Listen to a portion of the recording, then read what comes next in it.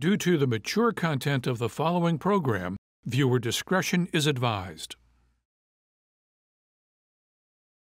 Survivors of human trafficking, like combat veterans, are never the same person they were before.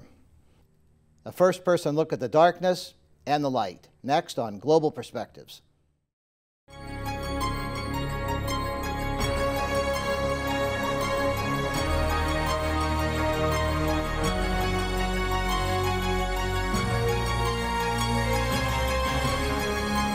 This is Global Perspectives with Pulitzer Prize-winning commentator John Bercia. Welcome to Global Perspectives. War veterans often say that no one but another vet can really understand what it's like to be in combat. Might the same be said for victims of human trafficking? Survivors tell of working as prostitutes, of being moved around the country to service high-paying clients, of posing for pornography. Our guest today, in the second program with a trafficking survivor, Natasha Herzig, was made to call her family and tell them she was fine, a scene dramatized in her story as told on America's Most Wanted. She will help us understand how the victims are kept in bondage. Hello, Natasha, and welcome to the show. Hello, thank you for having me. As we continue our examination of human trafficking in America, you have a unique story to tell. Could you just start at the beginning and give us a glimpse into how this happened to you, what it was, and then we can get into other aspects of it? Well, I was at the mall one day and a woman came up to me and asked me if I would want to get involved with doing girls' makeup and doing fashion shows and traveling. And I basically responded and went to an office building, filled out an application, met the owner of the company, really felt like I was applying for a real job. And it ended up being a scam, and I ended up being kidnapped into trafficking. I got the job, I thought, and when I was at the restaurant doing what I thought was just finishing up some last-minute paperwork, I just felt like something was wrong. And as I walked outside to get my jacket, thinking that I just wanted to get out of there, a car pulled up and threw me in, and I was taken to a home and stripped of my clothing and kept there for days. And finally, I don't know how many days, somebody came in and got me and took me to the end of the house where there was another girl who told me what I would be doing. And she said you'd be having sex with somebody, and led me to believe that I would be going home after I did so. And she got me cleaned up. She explained to me how you have sex with this person and he's going to pay you, and then basically you can go home. And so I went outside, I got cleaned up, she took me outside back to my trafficker, and he took me to another location, and I had sex with somebody and got in the car, and thinking I'm going to go home, I looked at him and said, do I get to go home? And he said, you're never going home. And I think at that point I realized that I was in a really bad situation, and I wanted to leave. I wanted to run away. And when we got back to the house, I asked one of the other girls, unbeknownst to me, the full situation, the full picture of what was really happening. And I said, I'm going to run away. Would you like to go with me? And she said no. And what she did was tell on me. So when one of the girls came in with the phone and he was on there and he said, do you want to go home? I really thought he was taking me home. And he said, you're right, this life isn't for you. I'll take you home, come outside. So as I went outside into his car, I really believed I was going home.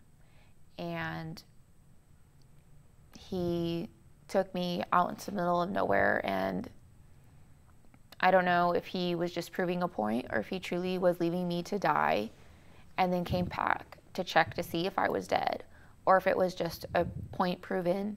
Because when he came back for me, once I came to from being unconscious, he said, do you want to leave? And I responded with no.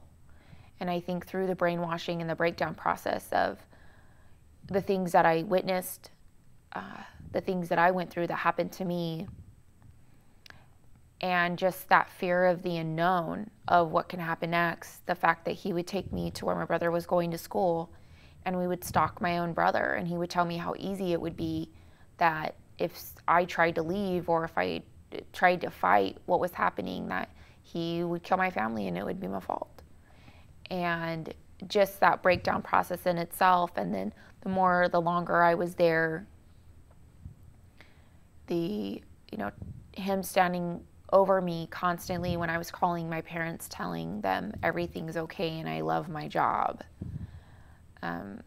trying to convince them that I'm just so busy I can't come home, I'm just traveling so much, wanting to cry out for that help, but knowing that the consequences were worse than what was already happening.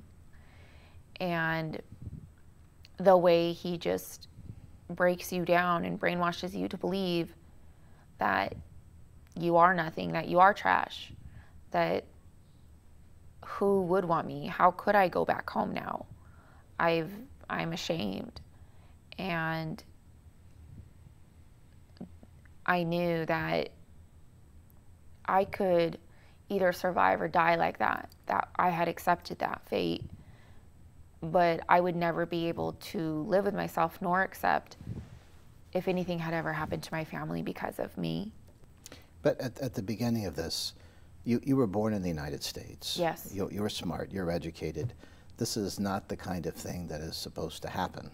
And I think in that sense, your story is uniquely instructive, and it's something that every young person watching this show should listen to with great care.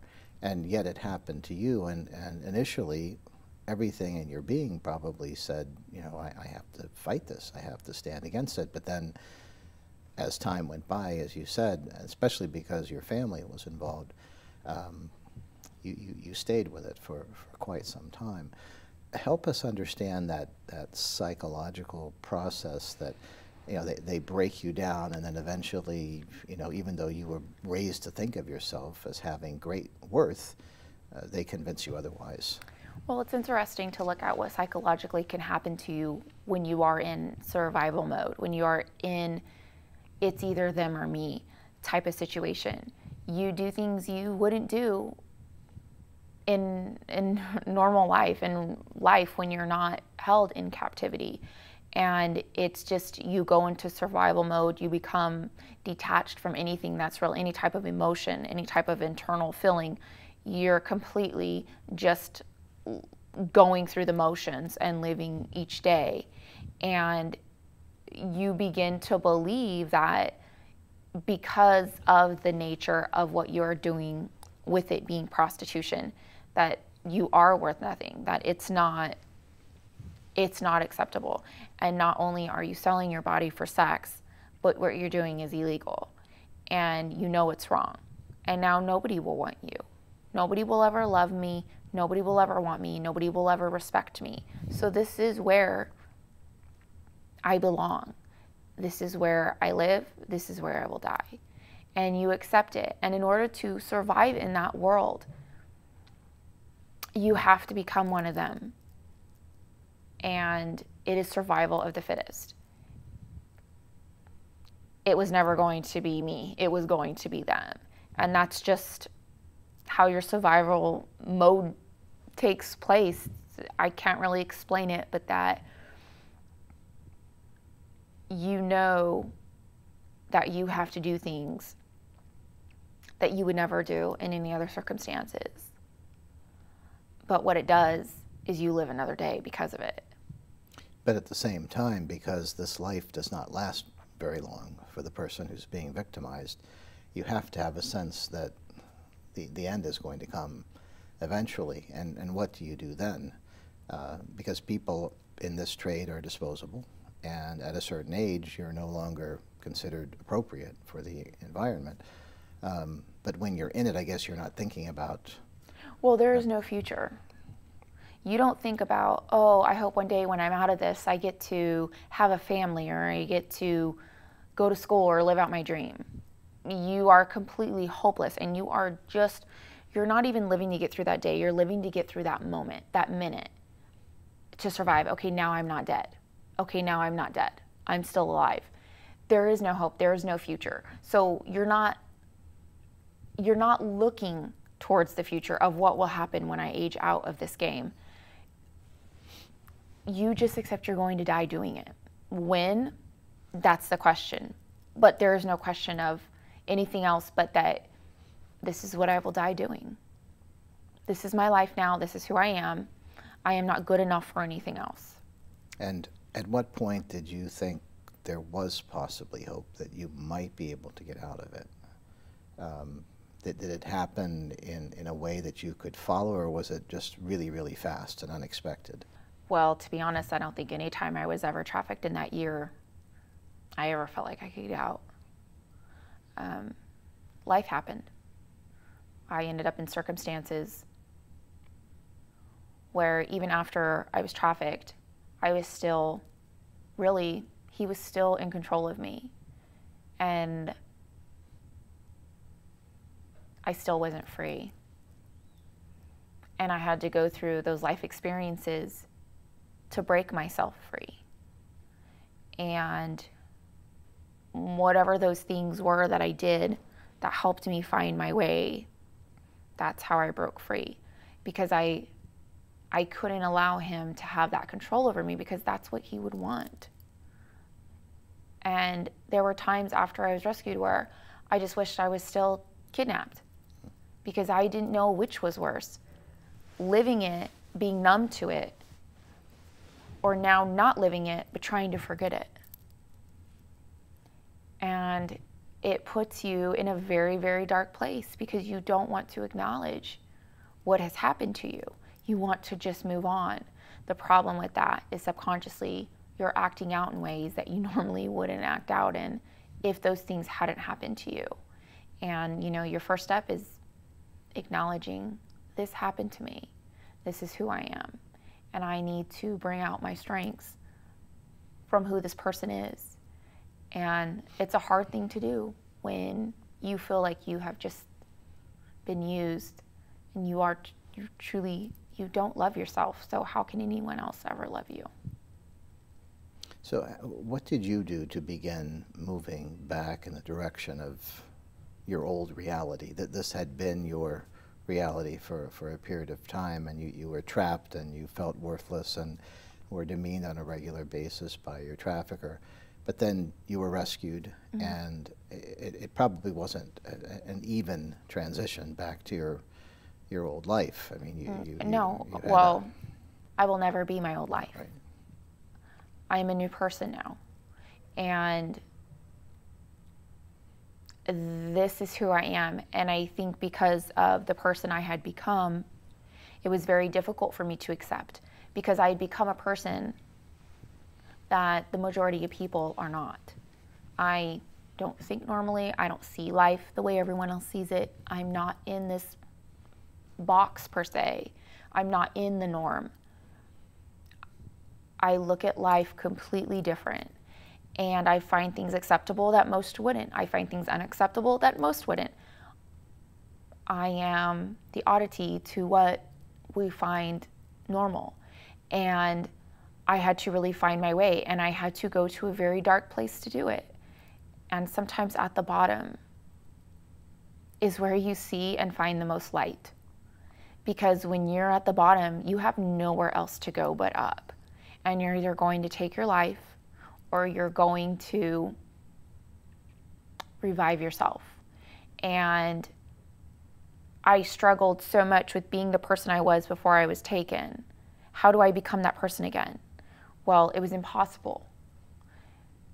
Because of life experiences, we are who we are, whether good or bad. I can never be that person I was before this experience. But I tried, and I tried desperately and so hard, and all it did was just damage and destroy me even more, because I would get so mad at myself. There just comes a time where you just can't take it anymore, and you're either, all you have is up, or all you have is death. Mm. And I just rose through it all. I mean, literally crawling and clawing my way through such depths of despair, of such darkness, and just not letting anybody stop me anymore. Embracing who I was, this new person, acknowledging I had been victimized. I am a victim. I will not let you have this control over me anymore. I will not allow it. I will find my own closure. I will find my own place in this world. I will rise. And I will show him and everybody else. Nobody's going to tell me no. Nobody's going to take it away from me anymore. This is who I am. This is me. What is the most important advice that you would give to young people who are watching you today about this problem? I don't know if I have so much advice because, I mean, I can't prevent human trafficking. I never will be able to. All I can do is allow people to see what's really happening next door to them and to do something about it and to educate, to see that all these girls, we all come from somewhere. We're somebody's child. We're somebody's sister. We're somebody's daughter. I'm somebody's wife and I'm somebody's mother. And we are people. And no matter how hard we come across, it's just because that's how you survive. It's the only way we know how. And to just try to understand it a little bit better when you come across those survivors, those victims. We don't know anything else. And we have been through a lot. Nobody can understand but us. Nobody ever will. But I understand. And I always will. And I have been there. And I am doing this for them. Even if they don't believe it today. Hopefully one day they will believe. And it's just, I do this to educate and inform. Always. Always. You also educate and inform law enforcement agencies. What do you find is the most useful part of your experience that you share with them, and what kinds of questions do they typically have? I find that when I'm training law enforcement, that they see it from a different perspective. That they realize the thing with trafficking victims is we are the evidence as well for their case. Whereas they're so used to, you know, drugs, stolen something, they just grab the evidence, they put it away in the evidence locker in the room, and then they go about their business. You can't do that with a human. We are not only your witness, we are not only the victim, we are your evidence for this case. And with that comes everything else we've had to deal with. So it's very difficult to establish a case with a trafficking victim. We are damaged, we have a lot going on, we are in fear, we don't want to be there. We believe we're not doing anything wrong, just let me go back.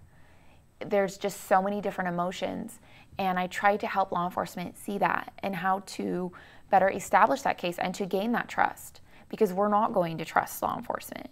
And I mean, I don't know if I have one question that's always asked more than the other. I think they just absorb everything I'm telling them because I'm able to give them a different perspective, a perspective they probably usually don't see, because when you're in the case, the victim is not healed enough to say, thank you. You made a change in my life. You brought me justice. We're just in the moment going through the motions. I mean, I remember going from one police department to another police department telling my story because we had just been rescued and were being flown all over the country because they have all these open cases now from where we were being trafficked, and then now the FBI, and it's very tiring, and no one explained that process. And I help law enforcement understand, we're going to explain this process. Let's you know, I just try to make it better. I try to make it more real. At what point did you realize you had not just survived but triumphed, that you were with your new life in a place that you wanted to be, and going forward you were basically in charge? I don't ever feel like I've triumphed. I feel like I will always be on this journey. I will always be healing. I will never forget. And as much as my life, as much as I have it together, there are still bad days. And I don't know if I'll ever feel like victory, because I feel like I'm doing what anyone else would do in my situation. I just feel much more grateful and much more blessed and appreciative of life and the things that I do have. But I'll never feel like victory, I won. Like I beat him. He doesn't have it anymore. Because it's a constant struggle within yourself to be the person you are now because of what he did to you. But I don't feel any different than any other survivor, because I feel like they would be doing the same thing. As you travel the country making presentations on this issue, do you have the sense that people are becoming more and more aware, better educated, more in tune with the subject matter, or do you still get a lot of questions that probably stem from ignorance rather than insensitivity? I don't know. That's a good question. I think people want to learn, they want to know, but it's a very hard concept to grasp. People, once you acknowledge there's a problem, then you feel obligated to do something about it. And a lot of people just want to live in their world and not have to worry about everyone else's problem. The problem with that is it could happen to your child, and you think it can't happen to me. The truth is it can, because it happened to me. And I think with me sharing my story is I can make it real for you. I can make you understand that I lived this normal, great, wonderful life. Childhood, my parents are together. I have, you know, a close relationship with them. I didn't have any traumatizing things happen to me as a child. I was very much involved in school. I didn't do drugs. It makes it more real that it can be anybody. And so what would be the most important piece of advice that you would leave with our viewers about this issue? To acknowledge that it's a problem. When I first started speaking, people would say, that doesn't happen here. That didn't happen to you. So what you're telling me is my family and me, we're all making up this story. But it doesn't happen here. But it does, and it did. And acknowledge. I'm not asking you to save the world. I'm asking you to acknowledge myself, the girls who've been through what I've been through, and my story.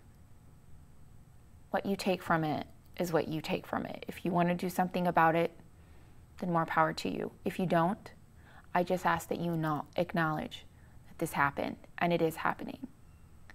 And I think just for young girls, to always listen to what your gut says and be informed on what to do once you're uneasy, unsure about a situation, and to be confident young women, embrace who you are, know who you are, because you're less likely to be preyed upon. Well, for today, thank you very much for joining us on the show, Thank you. Natasha Hersek. And thank you. For Global Perspectives, I'm John Bercia, and we'll see you next time.